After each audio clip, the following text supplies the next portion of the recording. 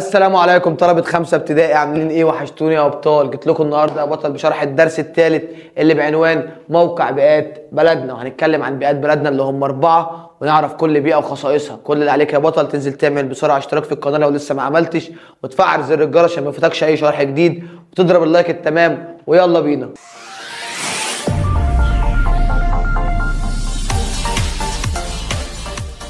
بص معايا كده يا حبيب قلبي، احنا هنعرف النهارده البيئات، وعندي 4 بيئات: بيئة ريفية اللي هي الزراعية، وبيئة ساحلية، وبيئة صحراوية، وبيئة حضرية. يلا بينا الأول نعرف تعريف البيئة. قال لي البيئة هي كل ما يحيط بالإنسان ويؤثر فيه ويتأثر به. يبقى المكان اللي بيحيط بالإنسان ونؤثر فيه، الإنسان بيأثر في البيئة والبيئة بتأثر فيه. طب تعالى نعرف أنواع البيئات. قال لي عندي البيئة الأولى هي البيئة الريفية الزراعية، والبيئة الريفية الزراعية دي هي البيئة اللي بتنتشر بيها القرى، أكيد هتلاقي فيها قرى، ويزداد بها النشاط الزراعي، جاية من اسمها بيئة ريفية بيئة زراعية. يبقى هي البيئة التي ينتشر بها القرى ويزداد بها النشاط الزراعي. 3 أماكن: وادي النيل والدلتا ومنخفض الفيوم. يبقى انا عرفت ان البيئه الريفيه هي البيئه التي تنتشر بها القرى ويزداد بها النشاط الزراعي. كمان مواقعها وادي النيل والدلتا ومنخفض الفيوم. طب تعالى نعرف خصائصها. قال لي تتميز ب3 حاجات. قلت له ايه هما؟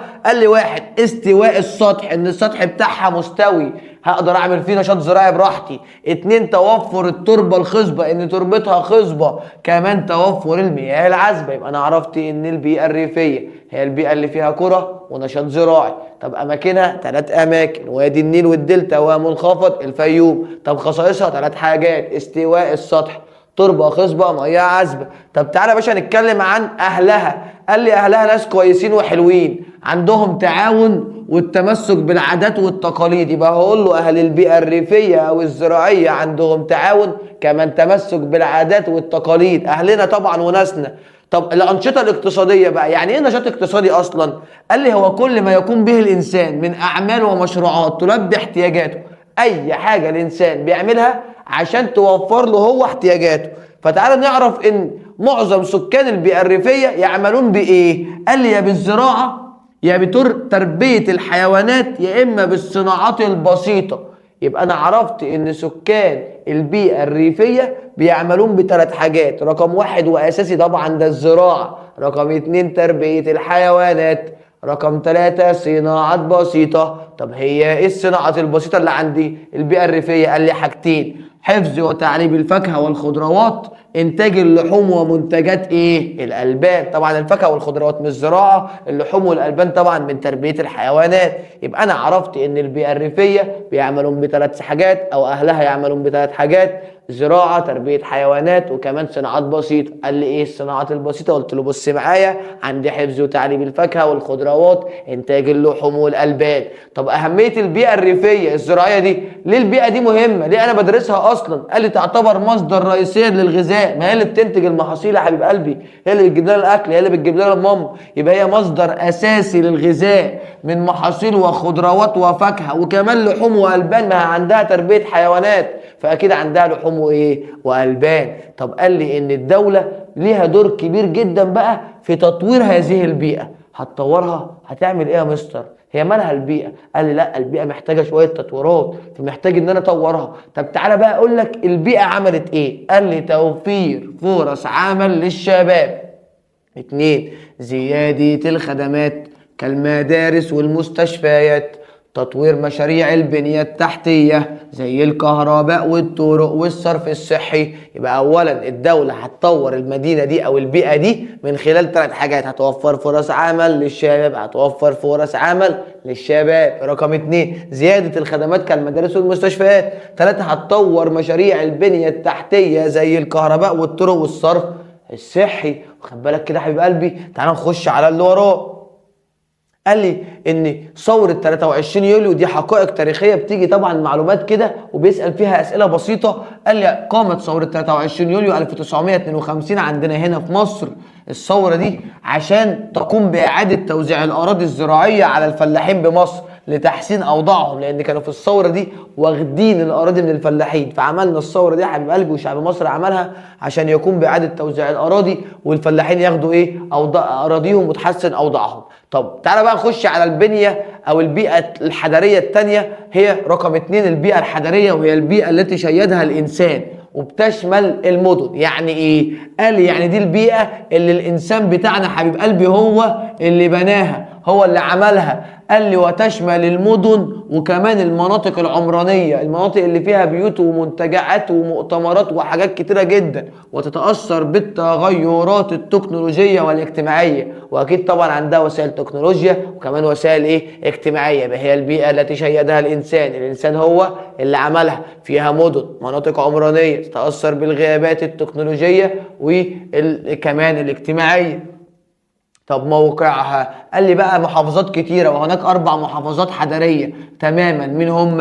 قال لي القاهرة والاسكندرية والسويس وبورسعيد، دول محافظات حضرية تماما، كلها محافظة حضرية. قال لي خصائصها طبعا تتميز بالتخطيط العمراني، فيها تخطيط عمراني وشكل البيوت منظم وجميل، والكباري والطرق. قال لي جودة البنية التحتية سواء بقى كهرباء او طرق او صرف صحي. قال لي كمان تنوع وسائل النقل والمواصلات، عندنا مواصلات كتيره جدا، قطارات وعربيات وتكوسه وتكاتك وموتوسيكلات وكل حاجه موجوده عندنا. قال لي كمان الانشطه الاقتصاديه. طب بيعملون بايه بقى البيئه الحضريه دي؟ قال لي بيعملون بحاجات كتيره جدا 4: صناعات خفيفه، اغذيه، حفظ وتعليم الاغذيه. قال لي كمان صناعات تحويليه زي الحديد والصلب.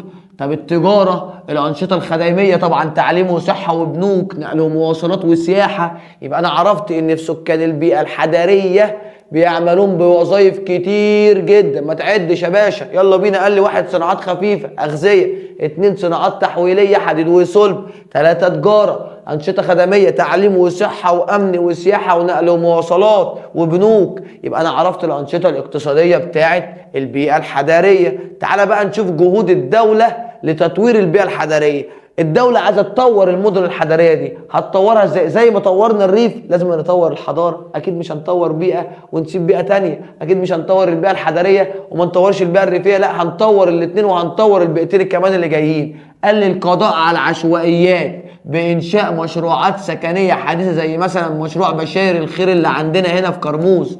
ده مشروع بيوت منظمة ومتقسمة وليها وضع وليها طرق وليها كباري وليها منتجعات وليها كل حاجة. قال لي القضاء على العشوائيات بإنشاء مشروعات سكنية زي اللي في الصورة دي يا حبيب قلبي. قال لي كمان استخدام وسائل النقل المستدام، الوسائل الصديقة للبيئة اللي ما بتضرش البيئة، اللي بتمشي بالكهرباء أو بتمشي بالغاز الطبيعي. قال لي رقم 3 إنشاء مدن جديدة وتطوير البنية التحتية بالمدن المختلفة. إنشاء مدن جديدة وتطوير البنية التحتية بالمدن المختلفة. قال لي طب أنت عارف إن في مثال للمدن الحضرية دي أو البيئة الحضرية دي موجود من زمان؟ قلت له من زمان امتى يعني؟ قال لي من ايام الفراعنه، من ايام مينا موحد القطرين عام 3200. مينا موحد القطرين عام 3200. مينا ده بقى لما وحد القطرين عام 3200 بنى مدينه منف، ودي كانت نموذج لمدينه حضاريه في تاريخ مصر القديم. اول نموذج لمدينه حضاريه في تاريخ مصر ايه؟ القديم. اوعى تنساها يا حبيب قلبي، مدينه منف بتاعت الملك مينا موحد القطرين عام 3200. قال لي تعال نخش على البيئة الصحراوية، الصحراء بقى. قال لي بقى دي البيئة اللي فيها مساحة واسعة من الرمال والجمال، فيها كل حاجة تخطر على بالك، رملة بقى وطوب وزلط وحيوانات ونباتات قليلة ومية قليلة وصحراء وكل حاجة. قال لي فيها الرمال والجمال وتتميز بندرة الأمطار. يعني إيه ندرة؟ يعني قلة الأمطار وارتفاع درجة الحرارة وقلة عدد السكان. قال لي يبقى هي فيها بيئة فيها رملة وجمال. قال لي كمان فيها ندرة الأمطار، فيها ارتفاع درجة الحرارة وقلة عدد السكان. طبعا عندي 3 أنواع من الصحراء، عندي صحراء غربية، عندي شبه جزيرة سيناء، عندي صحراء شرقية. 3 أماكن صحراء، تعالى نقولهم لك تحت اهم. بيقول لي اهو مواقعها. عندي ايه؟ الصحراء الشرقية والغربية شبه جزيرة سيناء، الصحراء الشرقية والغربية شبه جزيرة سيناء. وكمان المنخفضات، وكمان مين؟ المنخفضات. عندي 5 منخفضات. سيوة والقطارة والداخلة والخارجة والفرافرة. طب ما تيجي اقولهم لك انا بقى بطريقة تحفظهم، يلا بينا. انا داخل خارج مفرفر، قعدت على البحرية في سيوة. انا داخل خارج مفرفر، قعدت على البحرية في سيوة. يبقى انا هقول له انا داخل خارج، داخل والداخلة والخارجة، مفرفر الفرافرة، قعدت على البحرية في سيوة. وعندي ده اكبر واحد فيهم مين؟ القطارة، اكبر المنخفضات. يبقى انا باشا عندي منخفضات هقول له مين؟ ودول على فكره بيطلق عليهم ايه؟ الواحات. يبقى انا هقول له الواحات 5، او هقول له المنخفضات كلهم 6، القطاره وسيوه والفرافره والبحريه والداخله والخارجه. يبقى انا باشا لو حبيت اقول لك ال5 دول في اغنيه هقول له ايه؟ انا داخل خارج مفرفر، قعدت على البحريه في سيوه، ومعاهم منخفض مين؟ القطاره. خصائصها، خصائص البيئه دي تعد اكبر البيئات في مصر من حيث المساحة. أكبر بيئة في مصر مساحة هي البيئة إيه؟ الصحراوية. قال لي وتتميز بتفاوت كبير في درجة الحرارة بين الصيف والشتاء وقلة النبات الطبيعي. يبقى فيها إيه؟ هي أكبر البيئات مساحة. قال لي كمان في تفاوت في درجات الحرارة، يعني الصبح درجة الحرارة عالية جدا وبالليل منخفضة جدا. قال لي وكمان بين الصيف والشتاء، الصيف حر جدا والشتاء برد جدا. قال لي كمان وقله النبات الطبيعي. طب ليه النبات الطبيعي قليل؟ قال لي عشان الجفاف طبعا يا مستر، ما هي ندره الامطار فاكيد في جفاف. قال لي طب تعالى نعرف الانشطه الاقتصاديه. قال لي يعمل سكانها بالتعدين. طبعا احنا عارفين ان الصحراء في الارض بتاعتها او في الباطن بتاعها اغلبها في معادن ومصادر طاقه، فهتلاقي معظم سكانها او بعض سكانها بالتعدين. واستخراج المعادن ومصادر الطاقه من باطن الارض، استخراج المعادن ومصادر الطاقه من باطن الارض. قال لي كمان حرفتي الرعي والزراعه، يبقى عندهم تعدين، استخراج معادن، مصادر طاقه، عندهم رعي وزراعه، عندهم رعي وايه؟ وزراعه. طب تعالوا نعرف اهميه البيئه الصحراويه. هل البيئه الصحراويه مهمه؟ قلت لك ان ال4 بيئات مهمين، ما اقدرش هنستغنى عن بيئه فيهم. قال لي تعتبر البيئه الصحراويه مصدر اساسي للعديد من ايه؟ معادن ومصادر طاقه. هشغل المصانع والآلات اللي عندي ازاي؟ هنتج ازاي؟ هصنع ازاي؟ ما انا محتاج للمعادن ومصادر الطاقه، فبالتالي مش هستغنى عن البيئه الصحراويه يا حبيب قلبي. ركز معايا يا بطل. قال لي يوجد بعض كمان المحاصيل المميزه في هي فيها ندره ميه وما فيهاش ميه كتير وما فيهاش نباتات كتير، ولكن في حتت فيها نباتات مميزه، محاصيل مميزه. قال لي زي الزيتون والنخيل اللي ما بينموش غير في الصحراء. قال لي كمان توجد بيئة مناسبة للنشاط السياحي، خاصة السفاري والسياحة البيئية. وممكن كمان نستغل منظر الجبال اللي فيها والرملة اللي فيها والزلط اللي فيها والمناظر الطبيعية اللي فيها واعمل لها سياحة سفاري وسياحة بيئية. يبقى أنا ما أقدرش أستغنى عن البيئة الصحراوية يا حبيب قلبي. مهمة مهمة، مصدر أساسي للمعادن ومصادر الطاقة. قال لي فيها بعض المحاصيل زي الزيتون والنخيل. قال لي كمان ممكن أستغلها في سياحة السفاري وسياحة بيئية.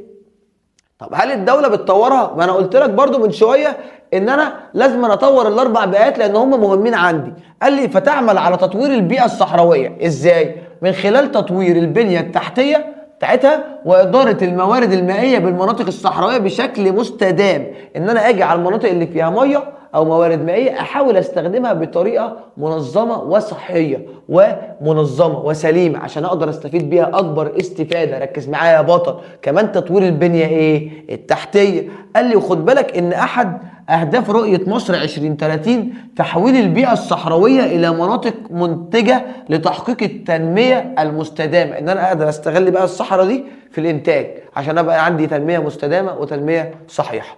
رقم 4 البيئة الساحلية. طبعا اول ما تيجي في دماغك بيئة ساحلية بتروح للبحر على طول، فاقول لك طبعا احنا في مصر عندنا بحرين، بحر متوسط وبحر احمر، فده بيئة ساحلية يا باشا وده بيئة ساحلية اهو.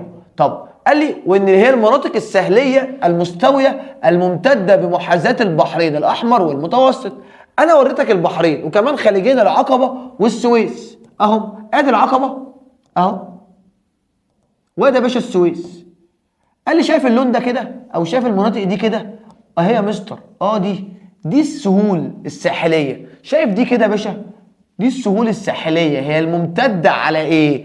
على او بمحاذاه البحرين الاحمر والمتوسط وكمان خليجين العقبه والسويس. ركز معايا، العقبه والسويس، العقبه والسويس، بحر احمر بحر متوسط. طبعا انت عارفهم اهو، كاتب لك هنا ساحل البحر المتوسط، هنا ساحل البحر الاحمر. تعالى بقى نخش على مميزات البيئة الساحلية وموقعها.